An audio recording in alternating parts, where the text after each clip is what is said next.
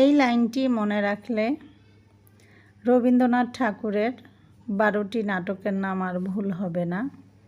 চিরকুমার রবি প্রায় প্রতিদিন মুকুটবিহীন রাজার দেশের অরুণাচলের অচল ডাকঘরে রক্ত বিসর্জন দিয়ে যাত্রাবাড়ির রানীকে অরুপর্তন নাটক লিখতেন।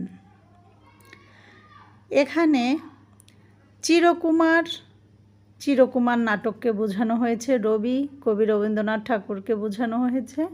প্রায় প্রায়শ্চিত্ত নাটক মুকুটবিহীন মুকুট, রাজা ও রানী নাটক, দেশের তাসের দেশ, অরুণাচলের অরুণাচল অচল অচলায়তন নাটক। এছাড়াও রয়েছে ডাকঘর নাটক, রক্তকবরী, বিসর্জন নাটক, যাত্রাবাড়ির কালের যাত্রা, অরুপর্তন নাটক। ধন্যবাদ সবাইকে। আশা করি কোনো পরীক্ষায় আর কারো ভুল হবে না।